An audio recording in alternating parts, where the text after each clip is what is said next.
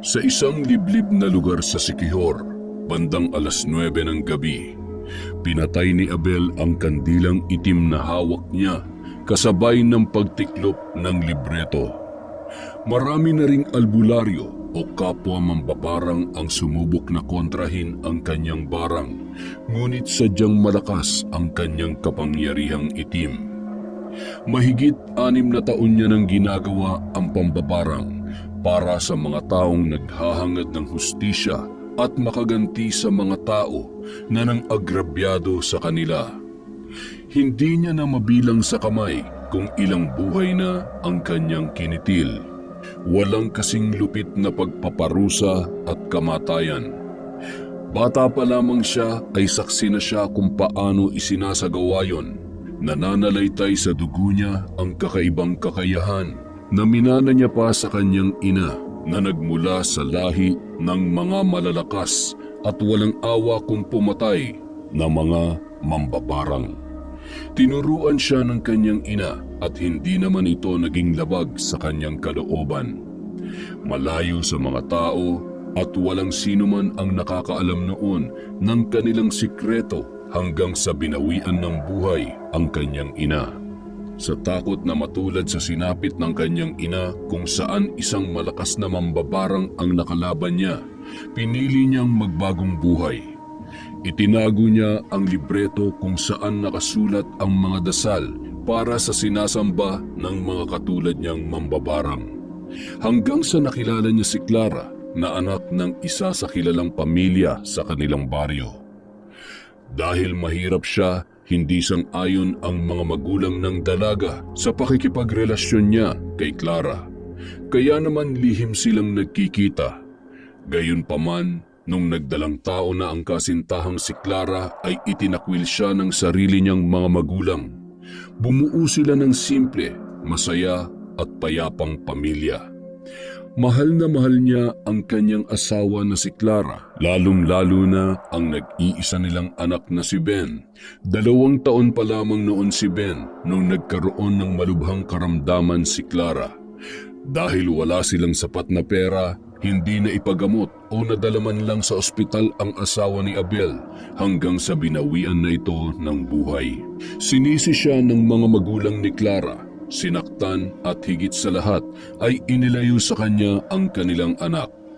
Wala siyang kalaban-laban para ipagtanggol ang kanyang sarili at ang karapatan niya bilang ama. Alam niyang mas mapapabuti ang anak niya sa kamay ng mga magulang ni Clara. Gayunpaman, ipinangako niya sa kanyang sarili na magsusumikap siya para makuha at makasama ulit ang anak niyang si Ben. Si Goryo, ang kanyang pinsan, na ulila na rin katulad niya, ang naging karamay niya ng mga panahong lugmok na lugmok siya. Bumalik siya sa pambabarang kapalit ng malaking halaga ng pera. Gayunpaman, itinatak niya sa kanyang isipan ang sinabi ng kanyang nanay na ang pambabarang ay para lamang sa mga taong pinagkaitan ng hustisya at inapi. Katulad ng kanyang ina, nung niyakap niya ang pambabarang ay lubos niyang inaalam kung marapat bang isagawa niya ang kahilingan ng kanyang kliyente. Ang tagal naman matapos. Naubos ko na tuloy itong isang kahang sigarilyo. Napakarami kasi. Aray, parang mga kalabaw na itong lamok dito ah. Ano bang nangyari sa'yo kanina?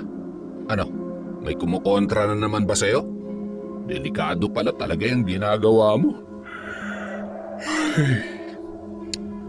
Huwag kang mag-alala, kayang-kaya ko kahit sino pa man ang kumontra sa pambabarang ko. Ano, malamok ba? Sinabi mo pa. Bakit ba kasi kailangan pa nating dumayo dito? Doon mo na lang sana itong ginagawa sa bahay para naman hindi na natin kailangan pang bumiyahe ng malayo. Hayaan mo, mas ligtas ang sikreto natin dito. At saka malaking bagay na natitingnan-tingnan natin to para hindi tuluyang masira. Alam mo naman kung gaano ka-importante sa akin ang bahay namin ni nanay. Isa pa, bakit ba ako nagpapaliwanag sa'yo? Gusto mo bang bawasan ko yung sahod mo? Wag! Insa naman! Kung gusto mo, bumalik ka na ulit sa loob eh. Maghihintay ako kahit hanggang 2 araw pa. Hindi pwede mabawasan ang sahod ko. Pangsabong ko kaya yun. Alam mo namang nanghihina ako kapag hindi nakakapagsabong. Ewan ko sa'yo. Kaya ka pala iniwan ng misis mo eh.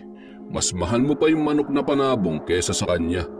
Aba, bago niya ako nakilala, nagsasabong na ako. Bakit naman ako titigil para lang sa kanya? Ganun talaga kung gusto mo nang bumuo ng pamilya. Nakangatwiran ka pa talaga eh. Tama lang pala na iniwan ka niya. Sakit ka talaga sa ulo. Kung ako nga namumroblema sa iyo eh, yung asawa mo pa kaya? Biro lang yun, insan ha? Ay sus! Aminin mo na rin kasi na kung wala ako, pilay ang negosyo mo. Hindi ba? Ang galing ko kaya mag-alaga ng mga kliyente natin sa, alam mo na. Siya nga pala, may nakausap akong big time. Tayo ang pepresyo. Iniwan ng asawa, sumakabilang bahay daw at binubugbog pa siya. Ano sa tingin mo? Sige, tanggapin mo para maturuan ng leksyon ng lokong yon. Yung kanina naman, tinanggihan ko na agad. Alam ko namang aayawan mo rin eh. Bakit? Anong sabi sa'yo? Ay, gustong ipabarang yung kaibigan niya. Kaibigan niya pala eh. Bakit ipapabarang niya? Naiinggit. Malamang sa malamang mas maganda o mas magaling sa kanya. Medyo tsaka eh. Mukhang pinagli sa sama ng loob yung muka. Loko. Tama lang na tinanggihan mo. Wala akong planong tumulong sa mga ganyang tao. Ang dapat nga yung mga inggiterang binabarang eh. Pero sa totoo lang, pasakit na sa buhay nilang inggit. Isipin mo na lang na hindi sila magiging masaya hanggat may nakikita mas lamang sa kanila. Sinabi mo pa, parang yung bilas mong hambog. Lahat na yata ng paninira sa iba ginawa niya para magmukha siyang mabango sa buong barangay. Sigurado pag nagkita kayo, hindi niya matatanggap na maayos ng buhay mo ngayon. At malamang sa malamang, panayang sulsul pa dun sa biyanan mong kampon din yata ng kasamaan. Hayaan mo na lang sila. Konting-konti na lang. Makuha ko lang ang anak ko. Kakalimutan ko na lahat ng kahiyupang ginawa nila sa akin. Alam mo, Insan, dapat inisa-isa mo nang binarang ang mga yan eh. Mga walang puso. Ipinagkait nila sa iyo sarili mong anak. Pagkaitan mo nga rin sila ng buhay. Dapat ganun eh. Ay, yun ang hindi kakayanin ng konsensya ko. Pamilya pa rin sila ng babaeng minahal ko. Isa pa, tama naman sila at naiintindihan ko kung bakit kinuha nila sa akin noon ang anak ko. Kaya sa ngayon, kailangan maipakita ko sa kanila na kaya ko ng buhayin ang anak namin ni Clara. Pasasaan ba't magkakasama rin kaming ulit na mag-ama? Yun lang naman ang dahilan kung bakit ginagawa kong lahat ng ito eh. Paano kung hindi pa rin nila ibalik sa iyo yung bata? Mauutak ang mga yun. Sa tindi ng galit nila sa iyo ngayon, imposibleng sasang-ayon na lang sila sa iyo ng basta-basta. Tsaka na natin pag-isipan yan. Sa ngayon, kailangan muna nating umuwi at baka magsidatingan na ang ibang mga mangingisda. Mabuti pa ngang umuwi na tayo. Mauubusan na ako ng dugo sa dami ng lamok dito. Mamahalin pa naman ang dugo ko. Puro ka talaga kalokohan. Halika na nga. Nagpatuloy sila sa paglalakad sa makitid na daan, papunta sa lugar kung saan nakaparada ang kanilang motor. Agad na sumakay si Goryo at umangkas naman si Abel. Inabot din ng 30 minuto ang kanilang biyahe bago nakauwi. Sa tuwing araw ng Martes at Biyernes, isinasagawa ni Abel ang pambabarang. Kung minsan ay inaabot pa sila ng hating gabi sa lumang bahay na yon para isagawa ang ritual. Sa katunayan, malaki rin ang kinikita niya sa ganong gawain, lalo na kapag natataon na mayaman at bigatin ang mga lumalapit sa kanya. May mga panahon din na kapos sa pera ang humihingi ng tulong kina Goryo at Abel, pero malugod nila yung tinatanggap, lalo na kung naaawa si Abel at may malalim na dahilan. Magkakalayo naman ang pagitan ng mga bahay at wala namang pakialam ang mga nakakakita sa iba nilang kliyente na pumupunta. Dahil abala rin ang mga kapitbahay nila sa kanya-kanyang trabaho. Isa pa, malapit siya sa mga taga roon dahil madalas siyang nag-aabot ng tulong. Alam din ng karamihan kung gaano kalakas ang negosyo ni Abel. Pag-aangkat at pagbebenta ng lamang dagat sa mga pamilihang bayan sa Siquijor. Malapit ang ipinatayo niyang bahay sa dagat, kaya naman hindi sila nahihirapang mamili ng sariwang laman dagat mula sa mga lokal na mangingisda. May mga dumadayo rin para magbenta ng nahuli mula pa sa iba't ibang baryo. Pagkatapos ay ide-deliver nila ni Goryo ang mga yon sa pamilihang bayan ng Bultuhan. Kung minsan naman ay may mga nag-o-order na negosyante at nagmamay-ari ng mga restaurant. Lahat ng meron siya ay nagmula sa pera na naipon niya sa pambabarang at nang makaipon ng sapat na puhunan, naisipan nilang magpinsan ang pagnenegosyo at pagbili ng mga lupang sakahan. Maswerteng lumago ang kanyang negosyo sa tulong na rin ng kanyang pinsan na si Goryo. Pagdating nila sa bahay ng gabing yon, ay nagmadaling magluto ng hapunan si Goryo habang nakikipag-usap naman si Abel sa mga mangingisdan nagbebenta ng kanilang mga nahuling isda. Insan, halika na. Kumain na tayo. Sigurado maya-maya marami pang magsisidatingan yan. Ayos. Sakto, gutom na ako. Nakakapagod ang araw na ito ah. Iniisip ko na lang talaga yung malaking halagang kikitain para sipagin ako eh. Tama ka dyan. Ako naman iniisip ko na malapit na ang Sabado. Kailangan ko ng perang pampusta sa sabong. Sigurado mananalo yung alaga ko. Gaano ka namang kasigurado dyan? Kapag natalo ka dyan, sayang lang ang pera mo.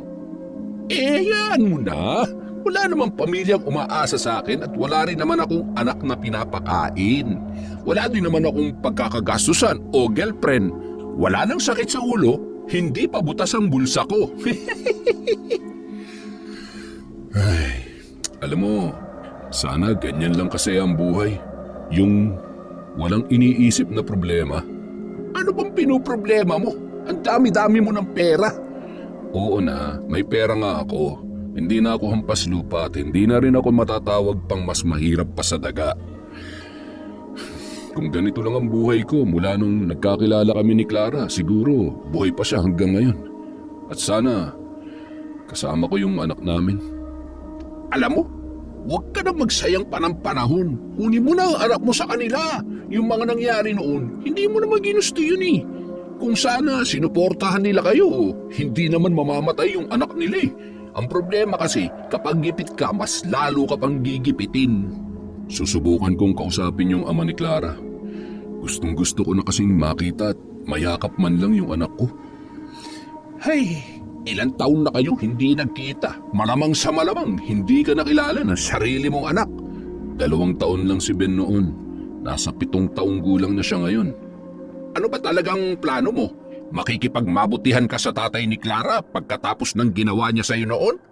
Kung kinakailangan, kaya ko namang gawin yun. Handa kong kalimutan ang nakaraan at ang lahat ng pang-alipusta at pangahamak nila sa akin. Basta ibalik nila sa akin si Ben. Gusto mo bang samahan kita? Sige, sa Sabado sana. Ayos lang ba? Ano? Sabado talaga? Insa naman. May 7 araw sa loob ng 1 linggo. Bakit naman Sabado pa? Sige na, kaya ko naman mag-isa. Baka lagnatin ka pa kapag hindi ka nakapagsabong sa Sabado. Pero sabihin mo lang kung kailangan mo talaga ng kasama, ha? Sasamahan kita. Baka mamaya kung ano pang gawin sa'yo ng mga hayop na yun eh. Huwag ka mag-alala, hindi ko naman hahayaang gulpihin nila ako katulad na nangyari noon. Ilang taon na ang dumaan, kaya ko pa rin namang magbigay respeto at magpakumbaba sa tatay ni Clara. Pero hindi ibig sabihin nun, hahayaan kong ulitin nila ang ginawa nila sa akin nun. Yan, ganyan! Huwag mong palaging iisipin si Clara. Wala na siyang magagawa pa. Isa pa, sa sama ng ugali ng mga yun, bawal ka magpakita ng kunting kahinaan. Kapag sinindak ka, sindakin mo rin. Isa lang ang kailangan mong ipanalo ngayon, yung makuha ang loob ng anak mo. Hindi natin alam kung anong klaseng tao ka sa kwento ng biyanan mo. Malamang sa malamang ay alam ng anak mo, ikaw ang pinakamasamang ama sa mundo. Yan din nga ang isa sa ikinakatakot ko eh. Pero pasasaan ba't makikita niya rin ang totoo? Kailangan ko lang ng pagkakataon na mapatunayan ko ang sarili ko sa kanya. Lahat ng ito, lahat ng pinagpapaguran at pawis ko ay para sa kapakanan ng anak ko. Pagkatapos nilang maghapunan ay nagsidatingan na rin ang iba pang mga mangingisda. Nang makaramdam ng antok ay hinayaan na lamang ni Abel si Goryo na mag-asikaso ng kanilang negosyo. Sanay naman na ito at malaki ang tiwala niya sa kanyang pinsan. Pagkahiga niya sa malambot niyang higaan, nakapa niya ang malaking peklat sa kanyang tagiliran. Napapikit na lamang siya at naluha habang sinasariwa ang masakit niyang nakaraan. Hayop ka! Inutil! Wala kang karapatang maging isang ama! Kung hindi mo binuntis ang anak ko, buhay pa sana siya ngayon! Ang lakas ng loob mong mag-asawa, mas mahirap ka pa sa daga! Isa ka lang hampas lupa! Dapat ikaw ang namatay at hindi ang anak ko! Kunin niyo ang apo ko! Bilisan niyo! Sandali! Saan niyo dadalhin ang anak ko? Teka lang! Ibalik niyo sa akin ang anak ko! Akin na sabi ang anak ko eh! Ang tigas talaga ng bungo mo. Sa tingin mo, hayaan ko maulit pa nangyari sa anak ko? Wala kang karapatang maging ama. Hampas lupa. Itong dapat sa'yo. Dapat ay nung pa kita pinatay. Huwag ka magtatangkal lumapit sa apo ko. Dahil sa susunod na magkita tayo, ni katiting na awa, wala akong ititira sa'yo. Ben, anak. Ibalik niyo sa akin ang anak ko. Mga hayop kayo. Hayop. Anak ko.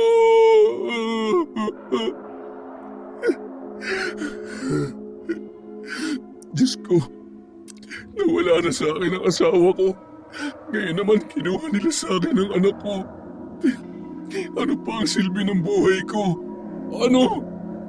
Kunin mo na lang din ako. Gusto ko nang mamatay.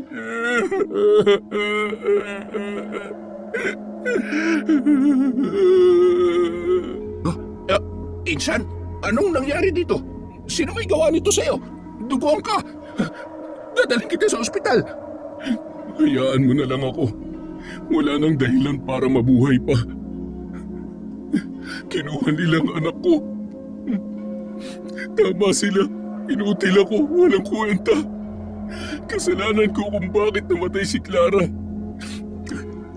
Nakikiusap ako. Pabayaan mo na lang ako mamatay para matapos ng sakit na nararamdaman ko.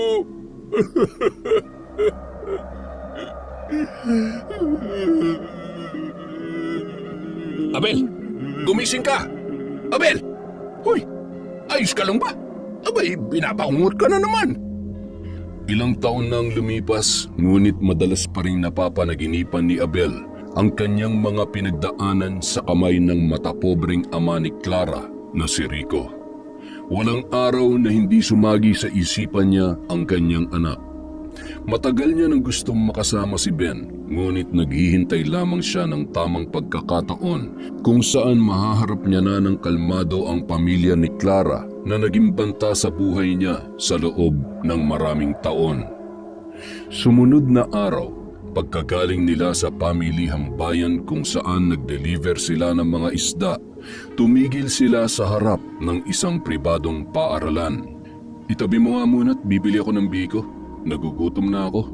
Ikaw, anong gusto mo? Kahit ano, pwede namang yung tindera na lang. Ang ganda eh, oh. Huwag mo akong mabiro-biro. Gutom na ako. Tatanungin ko talaga kung pwede siyang bilhin. Gusto mo ba ng sakit sa ulo o taga-tinola ng mga pansabong mo? Aroy, hindi bali na. Biko na lang din sa akin. At syempre, huwag mong kalimutan yung panulak, ha? Teka, nakikita mo ba yung nakikita ko? Ano ba yun? Si Matching, ayun, si Matias. Hindi naman sila nagkaanak ng asawa niya? Sino yung sinusundo niya rito?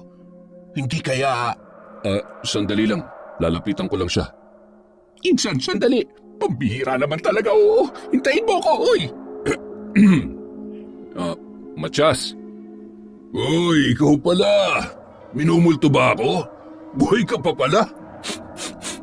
Ang lansa dito Ayos ang forma mo pero yung amoy mo, grabe. Amoy hampas lupa ka pa rin. Hayop na Matching to. Kapag ako hindi nakapagpigil, sasagasaan ko to ng truck eh. Pasensya na, medyo sensitive lang ang pangamoy ko. Medyo nalilito ko kung ikaw ba yung malansa o itong kasama mong seahorse eh. Oh, kung sabagay magpinsan nga pala kayo. Madalas magkasama kaya malamang sa malamang. Iisa lang ang amoy ninyo. seahorse pala ha? Tadya ka na't basagin ko kaya yung mukha mo. Wag na lang pala. Mukha namang sira na eh. Paano na lang kung susuntukin ko pa? Abat, palabang ka rin, ha? Goryo, bumalik ka na nga lang muna sa sasakyan. Sige na, ikaw ang tatamaan sa akin eh. Hampog! Pwe! Alam mo, sa susunod, ibagay mo naman yung sarili mo sa lugar na pupuntahan mo. Lumayo-layo ka sa akin, baka mamaya mahawa pa ako sa amoy mo eh. Susunduin ko pa naman ang paborito kong pamangkin. Ayaw ko namang makakita siya ng... baka matakot pa siya sa'yo. Wala akong panahon para makipaglokohan. Gusto ko lang makita ang anak ko. Ang totoo, gusto ko nang bawiin ang anak ko. Asa ka pa. Hindi mangyayari ang gusto mo. Itatak mo yan sa kokote mo. Umalis ka na nga. Sinisira mo ang araw ko eh. Bumalik ka na doon sa bulok mong truck at umalis na kayo dito. Huwag na huwag ka magkakamaling lapitan ng pamangkin ko kung ayaw mo manghiram ng mukha sa aso.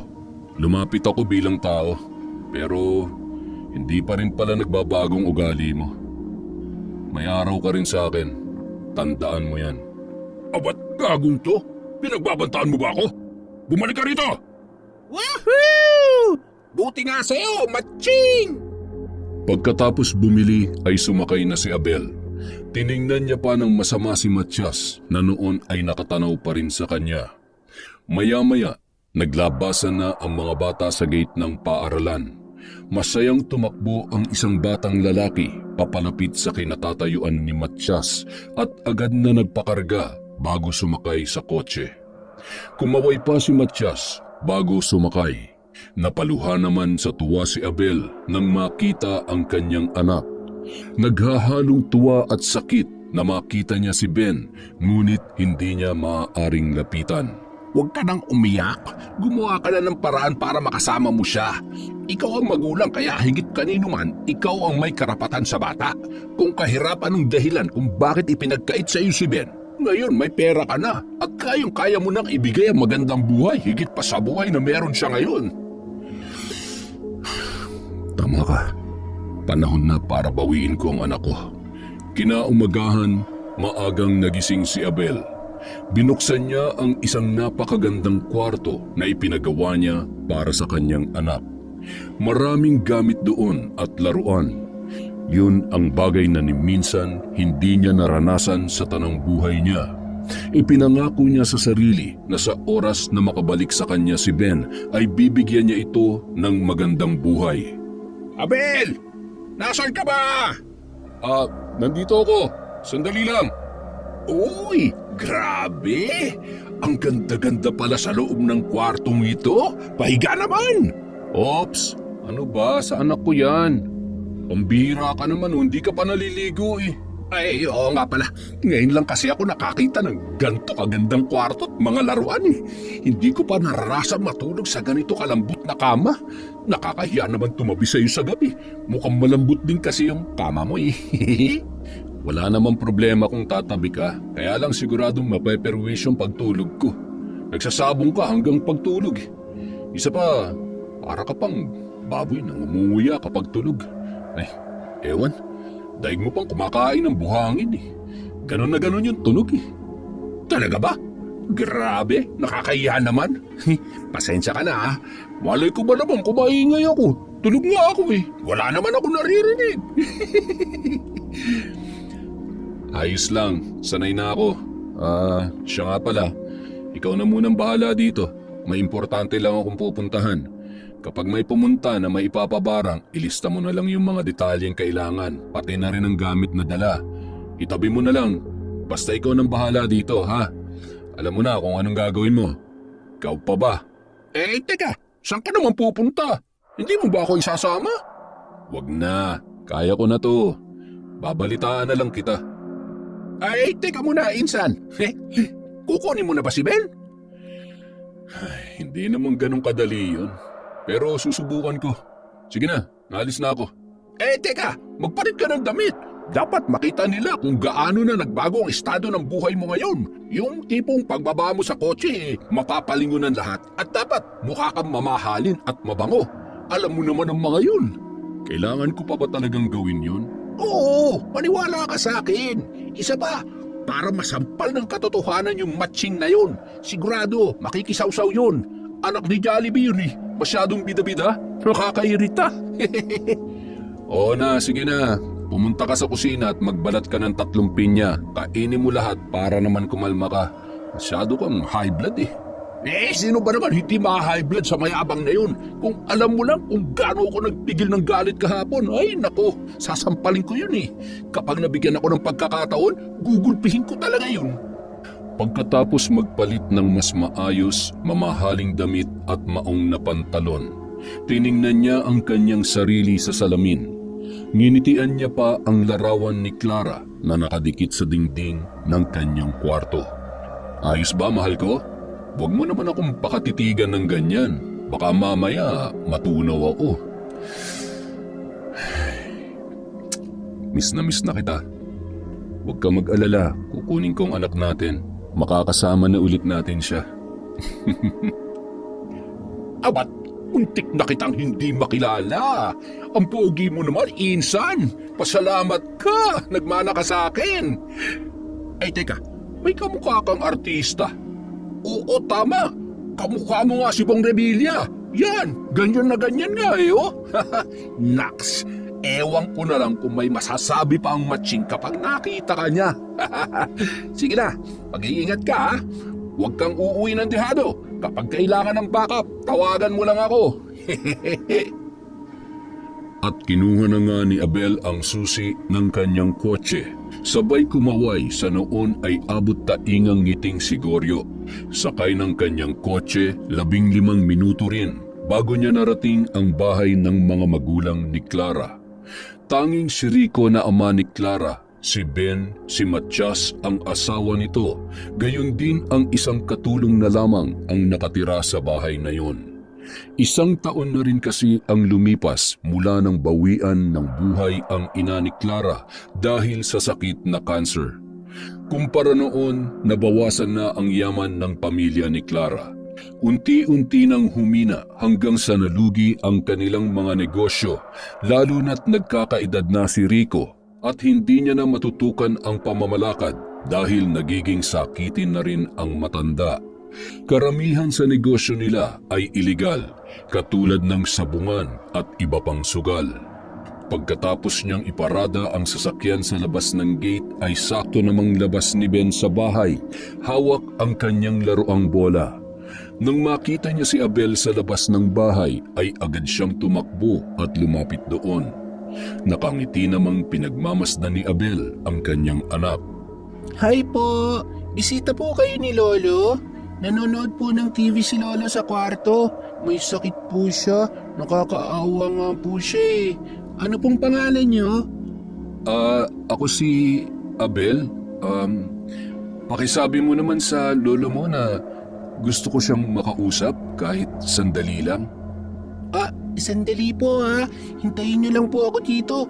Bawal po kasing pumasok. Magagalit po si Tito. Papaluin po ako nun. Sandali lang po. Sige, hihintayin kita. Salamat ha. Ben, ano ginagawa mo dyan? Pumasok ka nga dito, napakainit. Ang tigas talaga ng ulo mong bata ka. Makakatikim ka sa akin eh. Sorry po Tito. Huwag na po kayong magalit. May bisita po si Lolo. Ilang ulit ko bang sasabihin sa'yo na dito ka lang sa loob? Mamaya magkasakit ka na naman. Nasaan na ba kasi yung pamalo ko? Maayos ka ha? Huwag mong hubusin ang pasensya ko, lalo na ngayong masama ang pakiramdam ng Lolo Rico mo. Wala kang kakampi dito sa bahay. Isa pa, wala nang dito ang tita mo, kaya yari ka talaga sa akin, makita mo.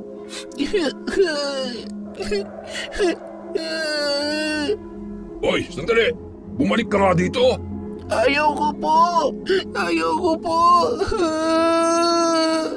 Ano, isusumbong mo ako? Ha? Hindi po! Sorry na po, Tito! Oh, bakit umiiyak ang apo ko?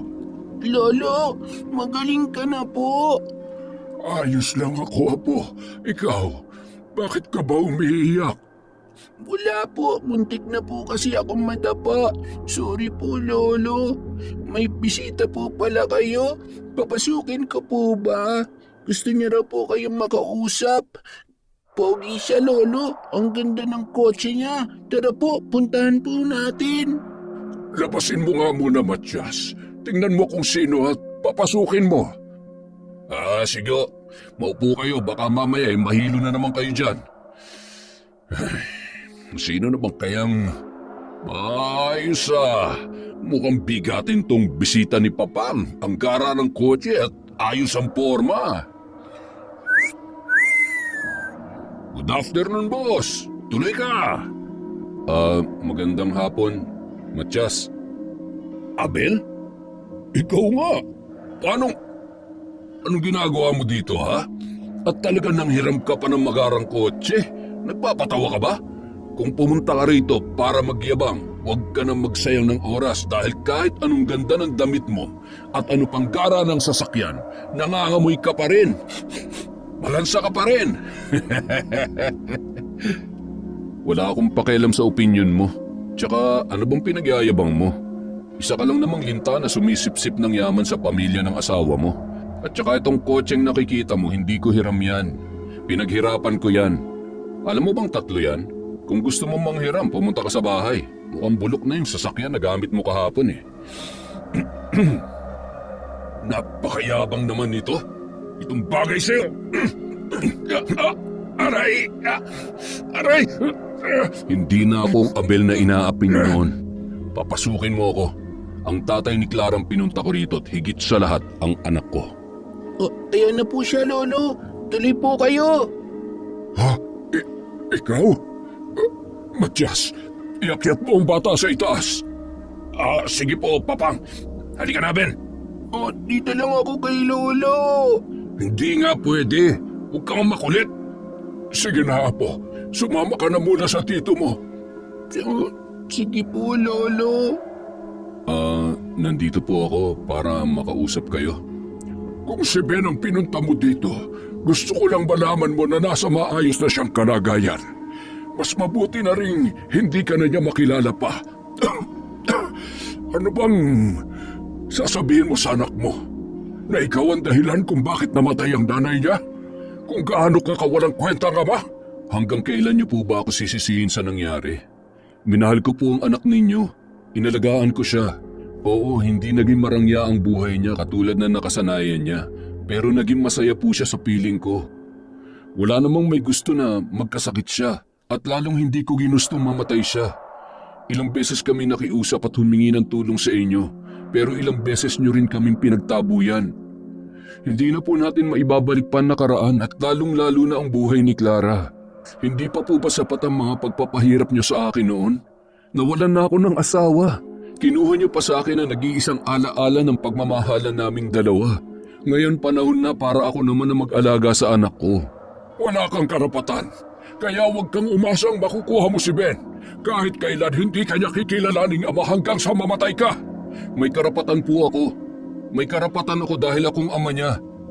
Maraming taon ako nagtiis at nangulila sa anak ko. Yun ay dahil sa wala na kayong ginawa, kundi maliitin ang kakayahan kong buhayin ng anak ko. Bakit? Anong mangyayari kay Ben kung hinayaan ko siya sa'yo? Kaya mo ba siyang bigyan ng magandang buhay? Kaya mo ba siyang bilhan ng magarang damit? Pag-aralin sa pribadong paaralan? Kaya mo bang ipagamot ang apo ko kapag nagkasakit? Di ba hindi naman? Dahil ipinanganak kang hampas lupa at mamamatay kang hampas lupa. Diyan kayo nagkakamali. Oo, mas mahirap pa ako sa daga ng panahon na kinuha niyo ang anak ko. Oo, hinayaan ko kayo. Dahil wala akong may pagmamalaki at wala akong kalaban-laban sa inyo. Gusto niyo pa nga akong patayin eh, hindi ba? Pero pinilit ko mabuhay at bumangon ulit para sa anak ko. Kaya ko na siyang buhayin at ibigay ang lahat ng pangangailangan niya. Kaya kukunin ko na siya sa inyo. Hindi mo siya makukuha sa akin. Tandaan mo yan. Dadaan ka muna sa ibabaw ng bangkay ko bago mo makuha ang apo ko. Yan ba talaga ang gusto mo? Sige, pagbibigyan kita. Ito lang ang tatandaan mo. Hinding-hindi na ako magmamakaawa sa'yo. Hinding-hindi na. Hayop ka! Lumayas ka dito! Mapapatay kita! Matyas! Matyas! Papang, ano po nangyari? Ano ginawa sa inyo ng Abel na yon? Gusto niyang kunin si Ben. Hindi ako papayag. Si Ben ang nag-iisang tagapagmana ko. Sa akin lang ang apo ko. Papang, kung ibigay na lang ho kaya natin ang gusto niya para manahimik na siya at hindi na tayo guluhin pa. Isa pa, mukhang totoo nga ang nasagap kong balita na mayaman na siya ngayon. Ibang-iba na siya ngayon at yung sasakyan niya kanina ay napakagara. Imposible namang hindi niya kayang bigyan ng maayos na buhay ang nag-iisa niyang anak, hindi ba? Makabawi man lang siya sa pagiging walang kwenta niya noon. Ay, halika nga dito. Tonto! Aray! Hindi mo ba naiintindihan ang sinabi ko? Akin lang ang apo ko. Wala akong pakialam kung kaya niya nang buhayin si Ben. Wala siyang karapatang maging masaya at magpakama. Kuhanan mo nga ako ng tubig at lalo lamang nanilikip ang dibdib ko dahil sa'yo. Ayos. Ginawa mo na talaga akong alila. Ako nagpapakahirap sa matumal mong negosyo tapos apo mo makikinabang? Mamamatay ka rin matanda ka. At yung salot na batang yan, balang araw, mawawala din yan sa bahay na to. Matyas! Nasaan ang tubig ko? Bilisan mo! Lolo, nasa na po yung Pogi kanina? Friend niyo po ba siya? Pwede ko rin po ba siyang maging friend? Apo, hindi ko kaibigan yon. Sa susunod kapag nakita mo yon, huwag kang lalapit, ha? Masamang tao yon. Naiintindihan mo ba? Pero Lolo, mabait po siya sa akin kanina. Hindi ka ba naniniwala kay Lolo? Alam mo, Apo, kunwari lang yun na mabait. Sige na, umakyat ka na sa itaas at manood ka na lamang ng TV. O, sige po, Lolo. Napangisi na lamang si Matyas nang marinig ang sinabi ng matanda sa kanyang apo. Samantala, nung mga oras na yun ay nagngingit-ngit sa galit si Abel habang siya ay nagmamaneho. Pinupukpok ang manibela at mabilis na pinapatakbo ang sasakyan. Hindi pa rin mawala sa isip niya ang masasakit na salitang binitawan ng matanda. Pagod na akong maging mabuti sa iyo, tanda. Panahon na para lumaban. Patawarin mo ako, Clara, pero hindi ko na kaya magtimpi pa. Humanda ka sa akin. Lintip lang ang walang ganti. Babawiin ko ang anak ko. Babawiin ko siya. Nang malapit na sa gate ng kanyang bahay, agad namang napabalikwas si Goryo nang marinig ang tatlong malakas na busina ng sasakyan ng kanyang pinsan. Aba, mukhang mainit yata ang ulo mo ah. Ano, nakausap mo ba? Anong sabi? Ayos ba? Maaga tayong aalis bukas. Ihanda mong listahan ng titirahin ko bukas. Isama mong pangalan ni Tanda. Sabi ko sa iyo, dapat noon pa eh. Alam mo, malabo na magbago pa ang matandang yun. Kung noon pa lang tinapos mo na siya, di sana kasama mo na ang anak mo ngayon. Hindi na magbabagong tingin nila sa iyo, insan. Tama ka. Dobleng sakit na ipaparamdam ko sa kanya.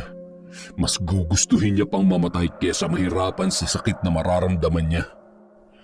Kinaumagahan, araw ng Biyernes, agad na pumunta sa kabilang baryo sina Abel at Goryo para isagawa ang kanilang plano.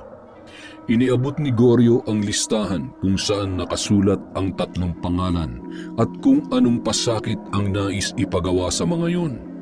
Isinara agad ni Abel ang pinto, sabay kinuha ang kanyang libreto. Sinindihan niya ang kandilang itim na hugis tao at sinimulan ang ritual. Nakalapag sa mesa ang dalawang uri ng manika, ang pula para pahirapan ang tao at ang itim naman ay para patayin ang taong babarangin. Ipinikit niya ang kanyang mga mata habang paulit-ulit na binabasa ang nakasulat na mga salitang Latin sa kanyang libreto. Lalong lumalakas ang apoy ng kandila at lumalakas din ang ihip ng hangin. Nararamdaman ni Abel ang kakaibang espiritong sumasapi sa kanyang katauhan Mas malakas siya at hindi nakakaramdam ni katiting na awa ng mga oras na yun. Magulo ang buhok dahil sa malakas na hangin kapag siya ay umuusal ng orasyon at bahagya pang nanlilisik ang kanyang mga mata nang lumabas para panandaliang magpahinga. Ano, tapos na? Tinodas mo na ba si Tanda? Mamaya pa. Pinag-iisipan ko pa ng maayos kung anong nararapat na ilagay o gawin ko sa katawan niya. Ano pa nga ba dapat sa matandang may madahas na dila?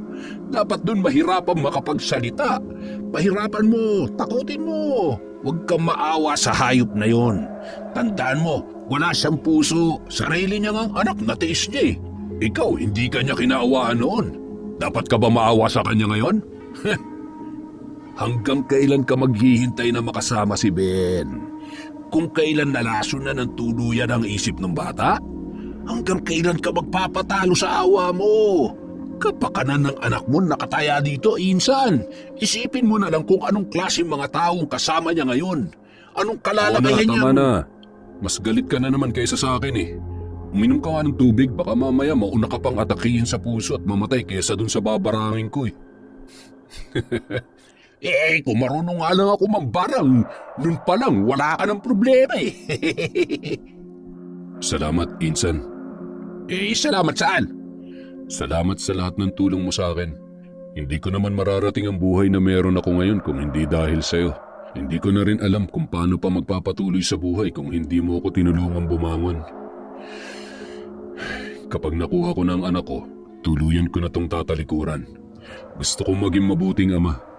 At gusto kong maging mabuting tao. Gusto ko na may pagmalaki niya ako. Basta kung ano man maging desisyon mo, susuportahan kita. Sino pa ba ang magtutulungan kundi tayong dalawa? Masaya ako na naging parte ng pag-asenso mo at mas magiging masaya ako kung makakasama mo na rin ang anak mo. Gusto ko na rin makarga ulit ang pamangking ko eh. Tuturuan ko agad sumalta yon para may kasama akong magsabong tuwing Sabado.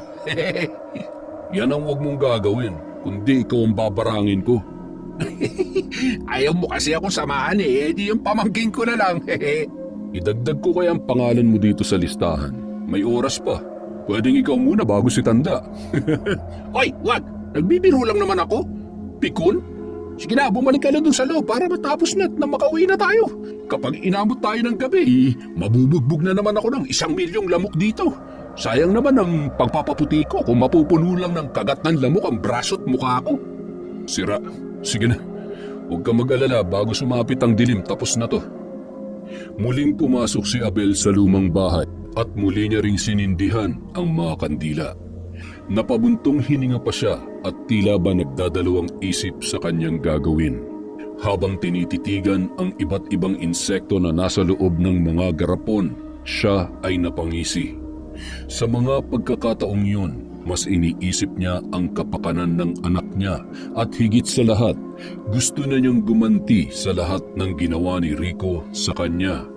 Binuksan niya ang libreto at muling inusal ang nakapangingilabot na mga salitang Latin. Bahagya pang sumilip sa maliit na butas si Goryo. Kitang-kita niya kung paano nag-aalab ang galit sa muka ng kanyang pinsan na may hawak na manika at itinutusok ang kung ano-anong mga patay na insekto sa iba't ibang parte ng katawan. Humalakhak ng malakas si Abel matapos isagawa ang kanyang ritual sa pambabarang. Naramdaman niya namang may nakamasid sa kanya at nakita niya ang nakasilip na si Goryo sa awang ng pader na yari sa tabla. Kinuha niya ang kutsilyo na ginagamit niyang panghiwa sa katawan ng manika. Hinawakan niya yun ng mahigpit at ibinato banda kung saan nakatayo si Goryo. Huwag mo nang pahirapan ang sarili mo, Insan. Kung gusto mong matutunan ang ginagawa ko, pumasok ka dito. Sinilip ko lang kung anong ginagawa mo kay Tanda. Pinatay mo na ba o pinahihirapan mo muna? Unti-unti ko siyang pahihirapan. Gagapang siya sa lupa na parang uod.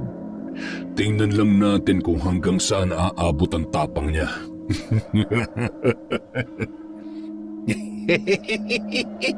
Kawawang matanda. Baka sakaling bago mamatay, matauhan man lang kahit kaunti at mabawasan ang kasamaang ugali. Tsaka pala, paano si Matching?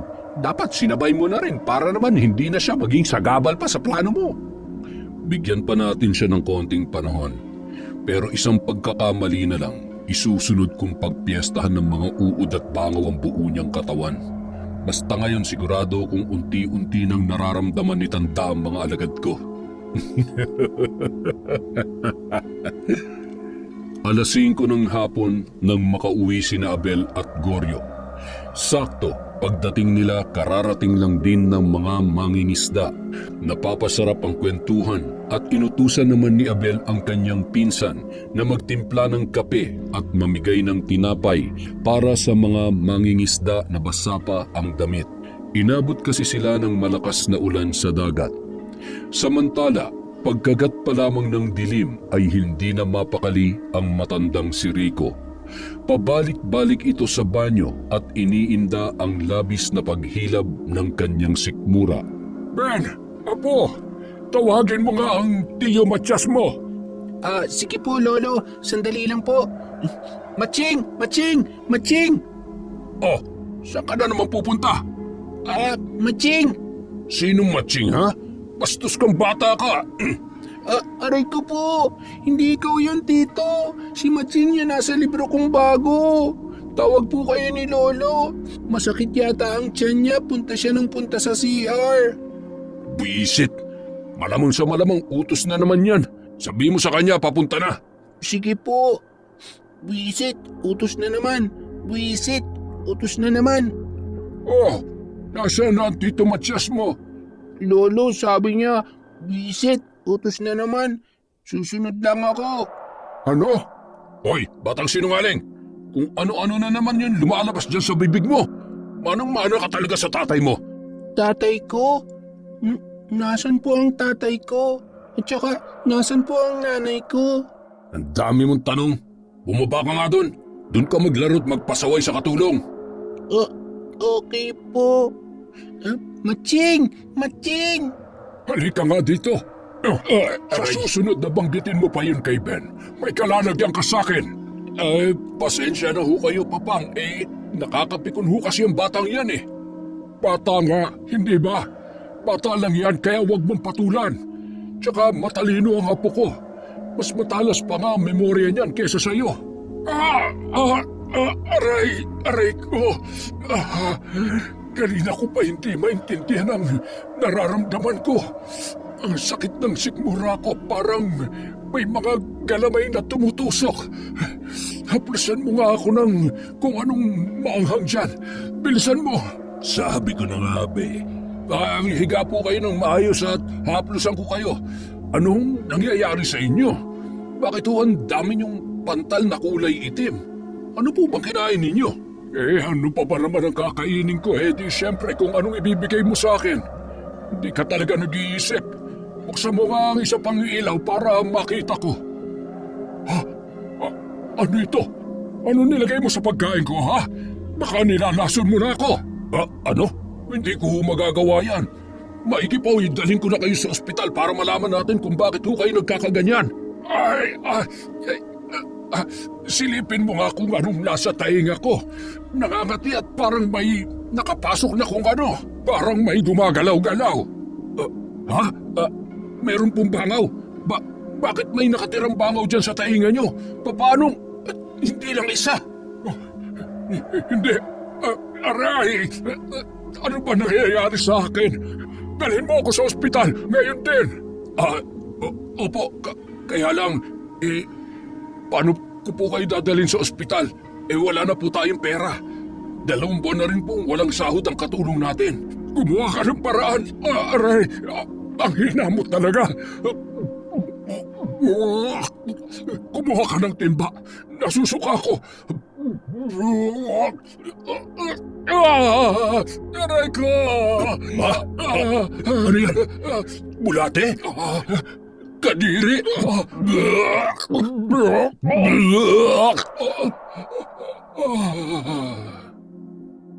Papang! Papang, gising!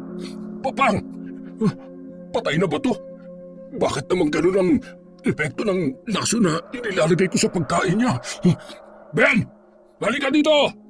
Bakit po ang daming bulate dyan? Ang baho! Ano nangyari sa lolo ko? Pinatay mo siya? Pinatay mo siya ng mga bulate? Lolo! Lolo! Tito, umihinga pa siya. Buhay pa po si Lolo. Dalhin natin siya sa doktor. Ay, lintik na to. Buhay pa nga. Halika, dali! Mula ng gabing yun, tuluyan na nanghina ang matanda. Wala ring magawa pa si Matias dahil wala naman na silang pera. Hindi niya rin maaaring ibenta ang kanyang sasakyan para ipambayad sa ospital. Halos 1 buwan nang hindi umuuwi ang kapatid ni Clara na asawa ni Matias. Hindi niya malaman ang dahilan pero malakas na rin ang hinala niya na may kinalaman yun sa hindi nila pagkakaunawaan. Madalas kasing nagtatalo ang dalawa dahil hindi niya ito mabigyan ng anak.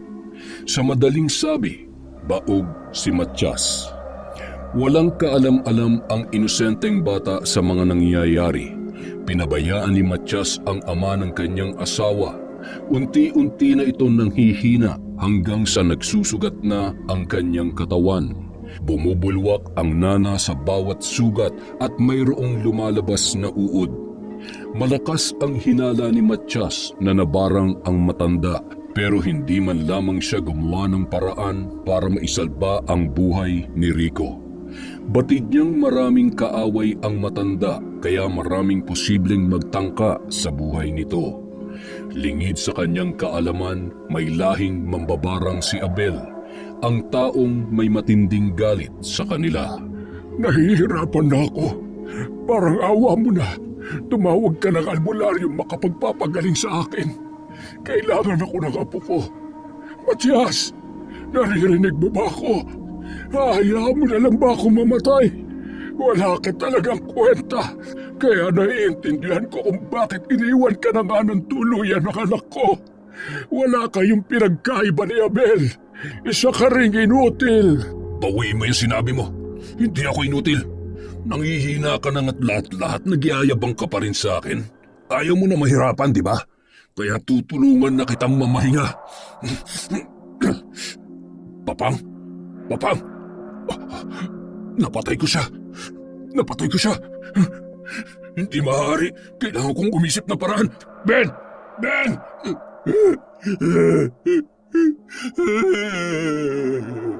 Po, bakit po kayo umiiyak? Ano pong nangyari kay Lolo?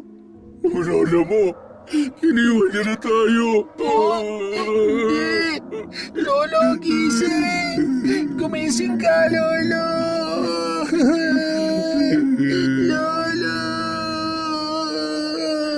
Habang iniembalsamo ang katawan ng matanda ay agad namang nakaisip ng paraan si Matias. Isinanla niya ang natitirang lupain para may panggastos sa burol at pagpapalibing sa matanda.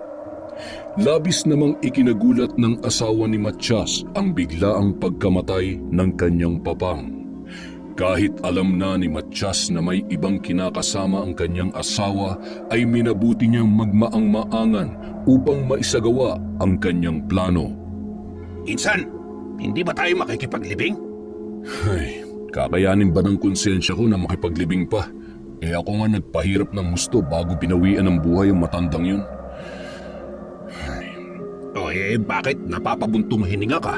Hindi ba dapat masaya ka na at masosolo mo na ang anak mo? Nagtataka lang ako. Hindi akong pumatay sa kanya. Hindi pa siya dapat namatay dahil tinatakot at pinahihirapan ko pa lang siya. Malakas ang hinala ko na may ibang dahilan ng pagkamatay niya. Hindi kaya sinadya siyang patayin? Sa sama ng ugali nun, hindi imposible yan. Ang kaso, paano naman? Hindi naman binaril. Nasa bahay lang naman nung binawian ng buhay. Baka dahil sa takot. Kung ako yung nasa sitwasyon niya, parang mas okay nang mamatay na rin ako. Siya nga pala, ang balita ko, isinanla na yung mga natitirang lupa ng matanda. Wala na, lubog na ang pamilya nila. Grabe ang lupit ng karma, di ba? Kailangan ko na makuha ang anak ko. Baka mamaya mapahamak pa siya dun. Wala akong tiwala sa Matiyas na yun. Higit sa lahat, pakiramdam ko may kinalaman siya sa unti-unting pagkalugi ni Tanday. Ibang takbo ng utak nun, kaya hindi sila magkasundo ng kapatid ni Clare. Mula sa hindi kalayuan, habang ibinababa sa hukay ang kabaong ng matanda at humahagulgol ang mga malapit na kamag-anak na nakikipaglibing, taimtim na nagmamasid si Abel. Tila ba binabasa niya ang isip ng bawat taong naroroon, lalong-lalo na ang hindi magkumayaw sa iyak na si Matiyas. Nabalot naman ng awa ang kanyang puso para kay Ben, na pilit na pinapatahan ng kapatid ni Clara. Best actor pala yan si Matiyas. Kulang na lang sumama sa libing para hindi magmukhang guilty. Malalaman din natin kung may tinatago siyang sikreto. Bukas na bukas din, kukunin natin si Ben. Bakit ipagpapabukas mo pa? Ngayon na. Masyado niya pang ninanamnam ang pagkawala ng lolo niya. Hayaan muna natin siya. Nandiyan naman ang kapatid ni Clare. Oy, sige, ikaw ang bahala. Desisyon mo yan. Matapos ang libing, masinsinang nag-usap sina Matiyas at ang kanyang asawa tungkol kay Ben. Napagkasunduan nilang ibabalik na ang bata kay Abel. Nag-iwan pa ng sulat ang kapatid ni Clara dahil hindi na siya magkakaroon ng pagkakataon na makipag-usap. Nagpaalam na rin agad ito kay Matiyas na babalik na sa Maynila para sa trabaho. Mahigpit na yakap na lamang ang itinugon ni Matiyas at matamis na halik para sa kanyang asawa. Mag-iingat ka sa pagmamaneho, mahal. Mahal na mahal kita. Huwag ka mag-alala. Ako nang bahalang maghatid kay Ben bukas. Kumaway pa siya habang papalayo ang sinasakyan ng kapatid ni Clara. Sa wakas, wala nang hahadlang pa sa mga plano ko. Magsama kayo ng tatay mo sa impyerno, Taksil! Kinaumagahan, kalat na kalat ang balita tungkol sa aksidente na sinapit ng kapatid ni Clara. Bumangga at sumabog ang sasakyan nito. Natupok ang sasakyan, pati na rin ang kanyang katawan. Abel, gising! Ang aga pa. 8:00 pa tayo aalis. Yung asawa ni Matiyas, patay na. Anong... papanong... Na-aksidente tapos ayun, nasunog kasama ang sasakyan niya. Grabe. Magbihis na tayo. Susunduin na natin si Ben. Ha? Akala ko ba mamayang 8:00 pa? Huwag nang maraming satsat, bilisan na natin. Eto na nga eh. Nagmamadaling naligo at nagbihis si Abel, pati na rin si Goryo. Halos lumipad ang sinasakyan nila sa bilis ng patakbo ni Abel. Ano to? Biyaheng langit? Abay, hinay lang naman kung gusto mo pa makasama ang anak mo. Hindi ko maintindihan kung bakit. Pero iba talagang pakiramdam ko sa mga nangyayari. Ano bang tumatakbo dyan sa isip mo? Magalan mo naman. Pagkarating nila ay nakabukas na ang gate. Nakatayo at nakatingin sa kawalan si Matiyas na tila ba wala sa sarili. Nilapitan nila ito. Nagulat na lamang silang dalawa nang biglang humagulgol si Matiyas. Wala na rin ang asawa ko. Hindi ko alam kung bakit kailangan mangyari ito. Mahal na mahal ko siya. Hindi ko kakayanin na mabuhay nang wala siya.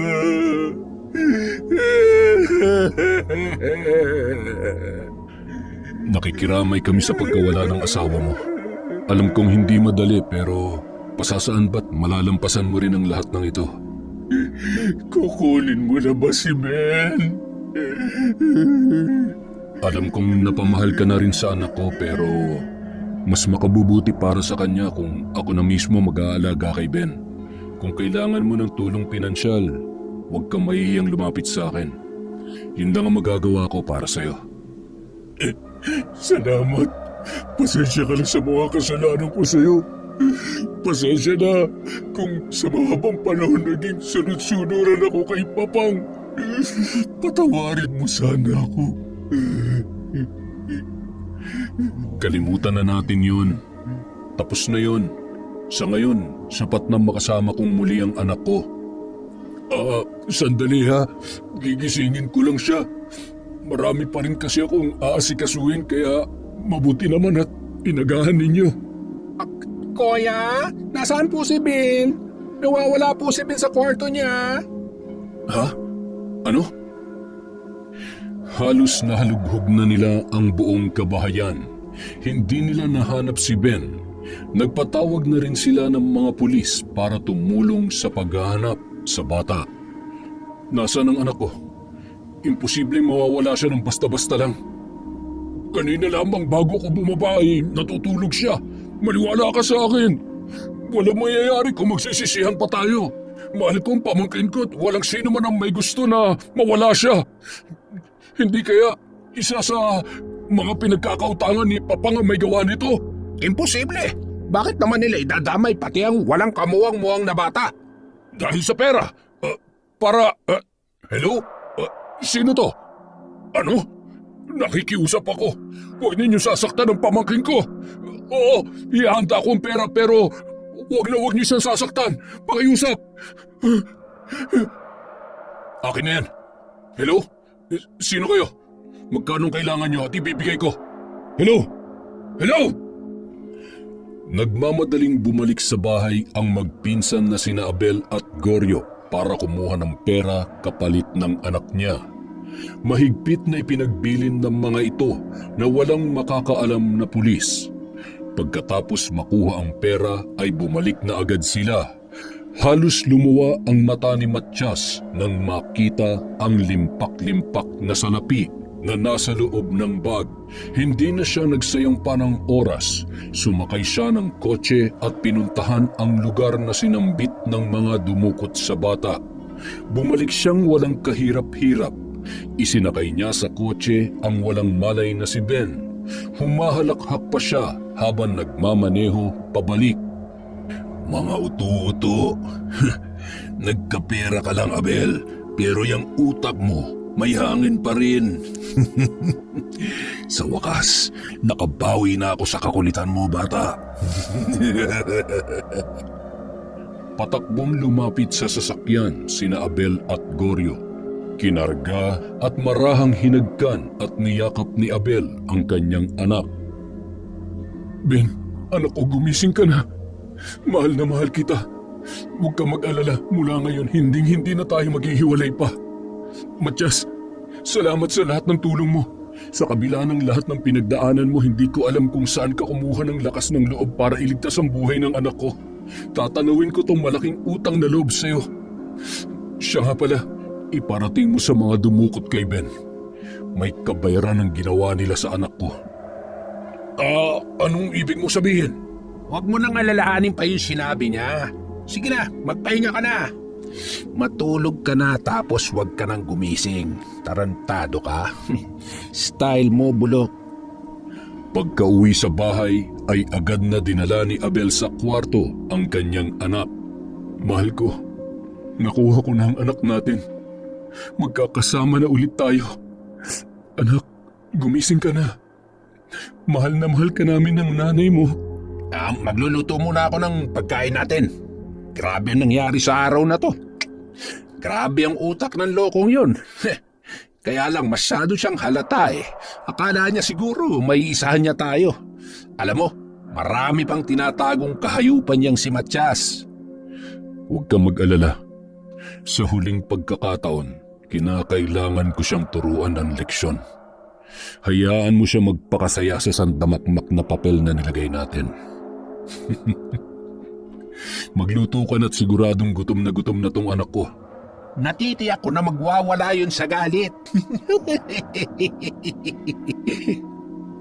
Lolo? Lolo ko? Anak, gising na. Nasaan po ako? Kayo? Bad po kayo, di ba? Hindi ako bad. Ben, ako ang tatay mo. Tatay? May tatay ako? Ikaw po ang tatay ko? Sino nanay ko? Wala na si nanay, anak. Nasa langit na siya kasama ng lolo at lola mo. Pero nakikita mo ba yung magandang babae na nasa larawan? Yan si nanay. Ang ganda pala ng nanay ko. Tapos, pogi ang tatay ko. Bahay niya po ito. Bahay natin, anak. Bakit po kayo umiiyak? Miss mo na rin si Lolo? Umiyak din po ako kasi wala na si Lolo. Kanino pong toys yan? Anak, lahat na nakikita mo dito, sa'yo yan. Mula ngayon, dito ka na kay tatay. Po? Talaga po? Ayaw ko po kay Tito. Nagagalit siya, pinapalo niya po ako at sinisinturon dito tsaka dito. Napakahayop talaga ng matyas na yun. Humanda talaga siya sa akin. Yehey! Ang dami kong laruan. Pwede po mag-play dito ang friends ko, tatay? Tinawag mo akong tatay? Kahit anong oras pwede mo silang yayay maglaro dito, anak.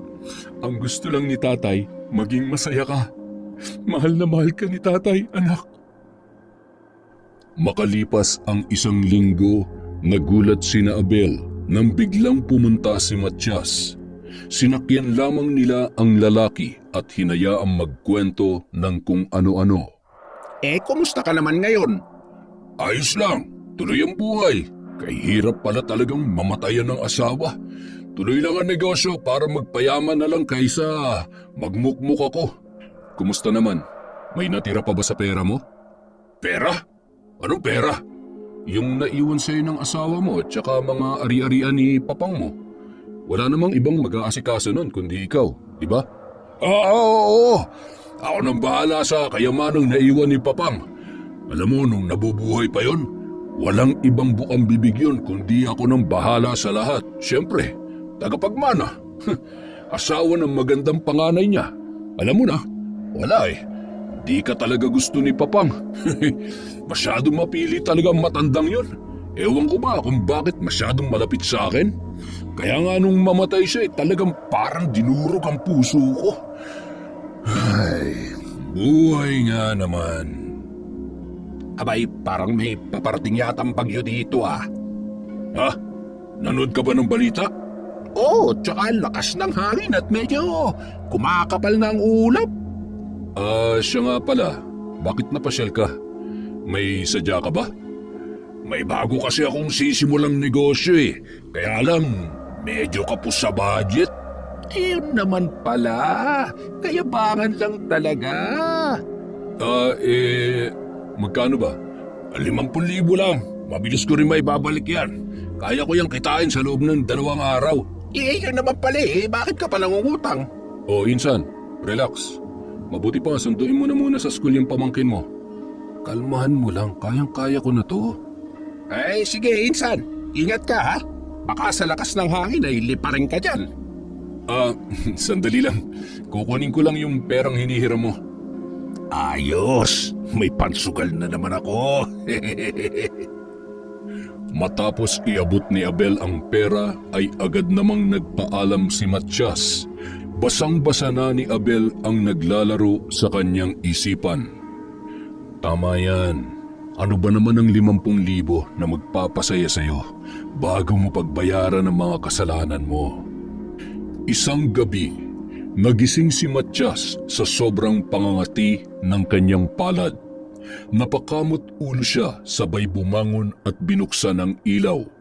Napasigaw siya dahil sa kanyang nakita. Nagkaroon ng napakaraming butas ang kanyang kamay. Pumasok siya sa banyo para hugasan ang kanyang kamay, ngunit maging ang tubig ng gripo ay nagmistulang dugo. Gusto niyang isipin na nananaginip lamang siya. Pagtingin niya sa salamin ay napaatras siya nang makita ang uod na sumisilip-silip sa mga butas sa kanyang muka. Ano nangyayari sa akin? Napakaraming gumagapang nalinta sa sahig. May mga tumutulong dugo mula sa kisame ng kanyang kwarto. Tumakbo siya sa ibabaw ng kanyang kama at nagtalokbong ng kumot at tinakpan ang kanyang tainga. Naririnig niya ang boses ng kanyang asawa. Tigilan mo na ako! Patay ka na! Tama na! Aray, ang sakit!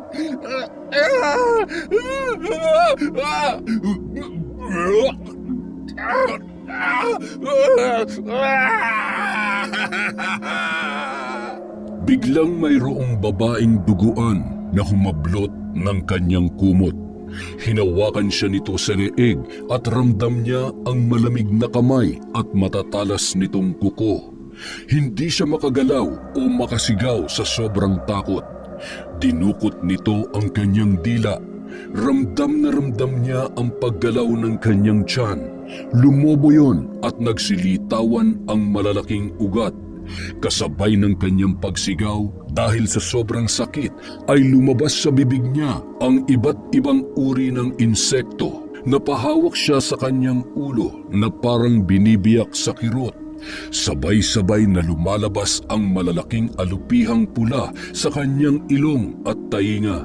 At ang mas ikinagulat niya pa, libo-libong maliliit na ahas ang nagpapasukan mula sa bintana at pintuan ng kanyang kwarto. Halos hindi na siya makahinga dahil sa pagkakasakal sa kanya ng babae hanggang sa mawalan na siya ng malay. Kinaumagahan, nagising si Matyas na nakahiga sa sahig. Tiningnan niyang maigi ang kanyang mga kamay sabay tumayo at lumapit sa salamin. Bumalik sa normal ang kanyang itsura, ngunit bakas na bakas sa kanyang muka ang hirap na kanyang sinapit nung gabing yun. Ganito rin ang nangyari kay Tanda eh. Hindi kaya imposible. Pero kailangan ko malaman ang totoo. Gaganti ako. Hindi ako maaaring mamatay. Kailangan ko pang lasapin ang sarap ng buhay at natitirang kayamanan ni Tanda. Nung araw ding yun, pumunta siya sa isang kilalang albularyo para malaman kung ano at sino ang siyang may kagagawan ng lahat ng nangyayari sa kanya. 5:00 ng hapon, naglalaro sa labas ng bahay ang mag-ama nang dumating si Matyas. Ayos ah! Ang saya-saya niyo naman! Pasok po muna ako, tatay. Doon na lang po ako maglalaro sa kwarto ko. Sige, anak. Teka lang, Ben. Hindi mo man lang ba na-miss si Tito? Hoy! Abot! Mukhang nakainom ka yata. Kumusta? Eto, ayos lang. Buhay na buhay pa. Alam mo, kahit pala barang hindi ako mapapatumba ng basta-basta. Barang? Oo, barang. Kunwari ka pa alam mo naman siguro yun. Ay, oo. Tama lang yun sa mga taong halang para magtino.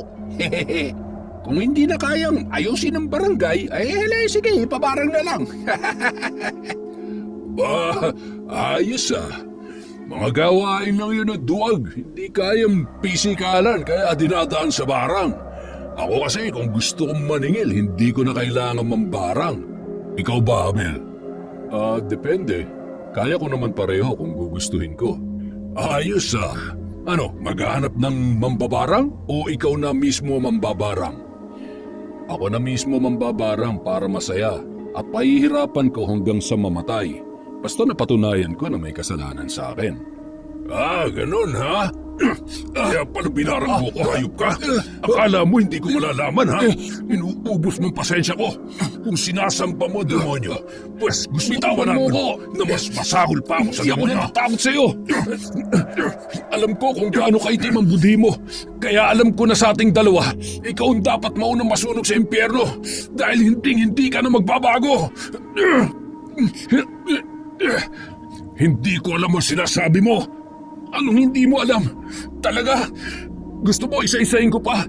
Basang-basa ko na yung utak mo, kaya hindi ka maaaring magsinungaling sa akin. Hindi ba ikaw ang pumatay sa ama ng asawa ko? Huwag kang magmalinis. Ikaw ang nambarang sa kanya, kaya ikaw ang mamamatay tao at hindi ako. Huwag mong ibigay sa akin ang kasalanan mo. Pinatay mo siya. Sinakal mo siya. Paanong hindi totoo yan? Hindi ka na nakontento. Pati sarili mong asawa pinatay mo. Wala kang awa. Hindi ko alam ang mga sinasabi mo, sinungaling ka. Kung may gusto man akong patayin, ikaw yun. Hoy, sumasobra ka na talaga! Yan ang dapat sa'yo! Gusto na kitang ilibing ng buhay! Teka, ayos ka lang ba, Insan? Ayos lang ako. Bakit mo naman tinali ng tubo? Tingnan mo nga kung buhay pa. Oo, buhay pa yan. Humihinga pa naman eh. Gusto mo, ipaimbalsa mo ko na eh. Huwag mo na. Pagbabayarin pa natin ang hayop na yan. Walang kabayaran ng ginawa niyang kasalanan. Pahihirapan ko siya para magtanda. Ay, mas makakabuti siguro kung ipaubaya na lang natin sa batas sa mga kasalanan niya. Sapat na yung pag-iimbestiga mo at saka may sapat ka naman ng ebidensya para makulong ang mokong na to. Hayaan mo na muna ako. Alam ko kung anong ginagawa ko. Dali mo sa bodega yan. Ikulong mo muna doon habang nag-iisip pa ako kung anong gagawin ko sa kanya. Ariko, ang bigat naman ito. Baka naman gusto mo akong tulungan. Hilahin mo na lang sa paa. Baka maibalibag ko pa sa dagat yan eh. Nagpalingon-lingon pa si Goryo bago hinila ang walang malay na si Matias papunta sa kanilang bodega. Pagkatapos ay nagluto na siya ng hapunan. Pagkaluto ay nagpasya siyang silipin ang kalagayan ni Matias. Aba, tulog pa rin. Natuluyan na yata. Hoy, gumising ka nga dyan. Kumain ka muna para may lakas kang makipag... Gago, isang malaking pagkakamali na binuhay niyo pa ako.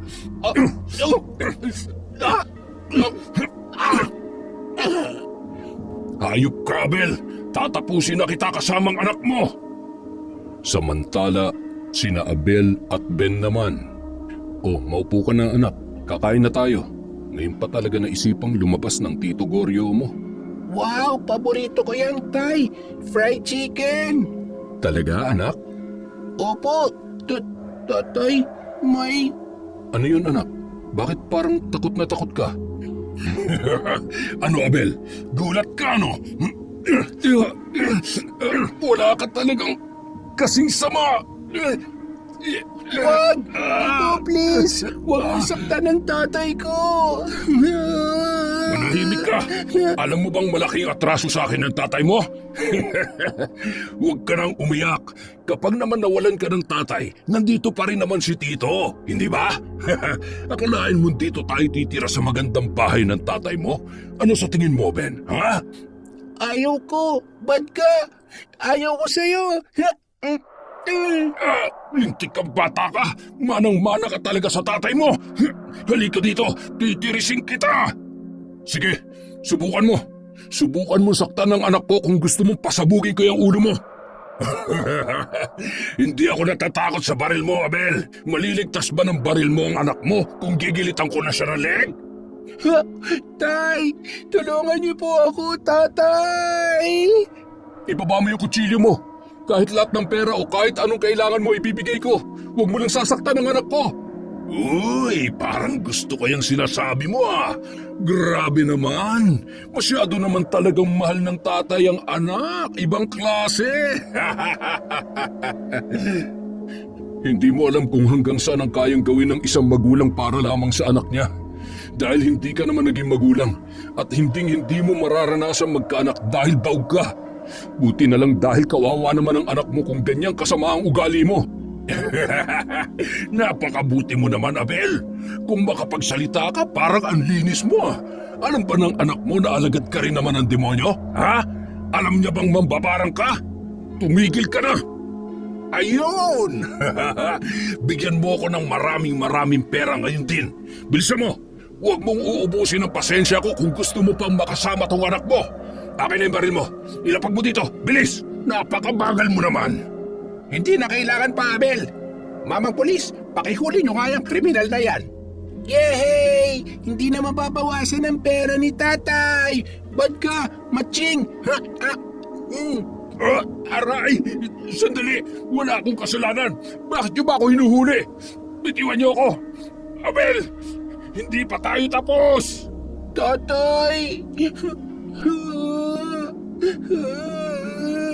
Pasensya ka na anak. Okay ka lang ba? Hindi ka ba nasaktan? Okay lang po ako. Huwag na po kayo mag-alala. Hindi na siya babalik kasi ikukulong na po siya. Di po ba, Tito Goryo? Ay, tama ka, Ben. Lahat ng kasalanan ay pinagbabayaran. At mas makabubuti kung ipapaubaya na lang natin sa batas. Hindi ba, Abel? Oh, ano po pala yung barang? Ang sabi ni Tito Matching, mambabarang daw po kayo. Ano po yun? Balang araw, anak. Ipapaliwanag ko sa'yo. Sa ngayon, masyado pang maaga para maunawaan mo mga bagay na yan. Basta, mahal na mahal ka ni tatay, anak. Ha? Mahal ko din po kayo, tatay.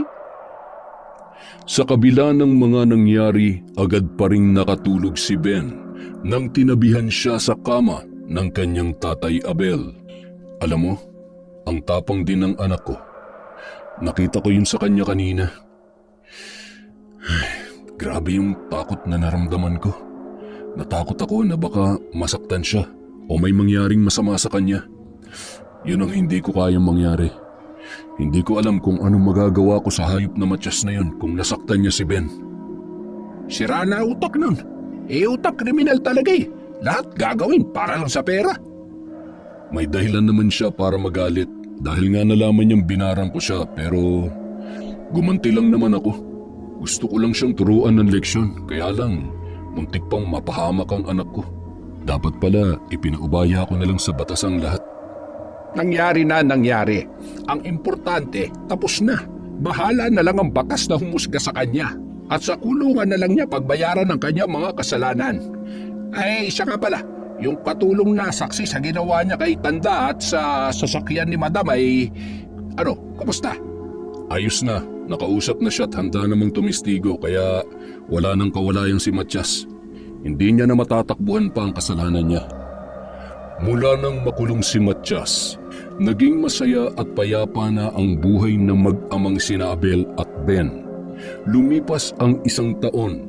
Nabalitaan nilang tuluyan ng nasiraan ng bait si Matias, kaya naman inilipat ito sa isang mental health facility. Psst! Tanda! Huwag kang maingay. Matatalo ko sa sugal sa ingay mo eh. Huwag kang maingay sabi. Uy, mahal. May pera ka pa ba dyan? Oo, sige. Ibabalik ko rin bukas. Basta nanalo ko dito, ha?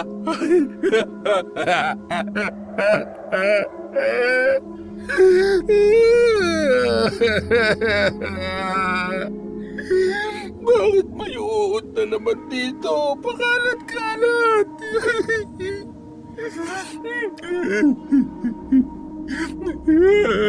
Ano to?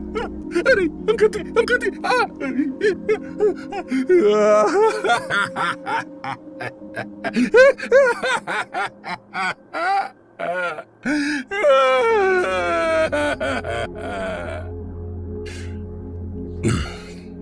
Kumusta ka na, Matias?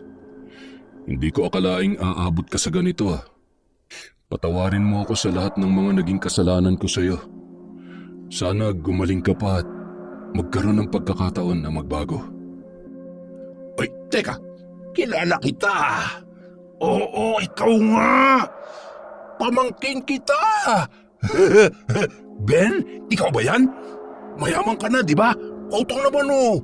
Pahingi naman ng pera si Tito. Bibili lang ako ng sasakyan. Susundin ko yung asawa ko.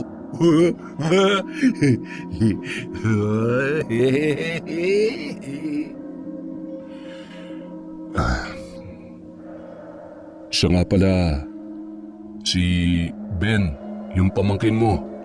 Kinukumusta ka niya? Hindi daw siya galit sa'yo. At salamat pa rin sa mga panahon na inalagaan mo siya. Pahingi pera sabi. Malis ka na nga. Raulin to. Nasaan na ba yung basket na punong-puno ng alupihan?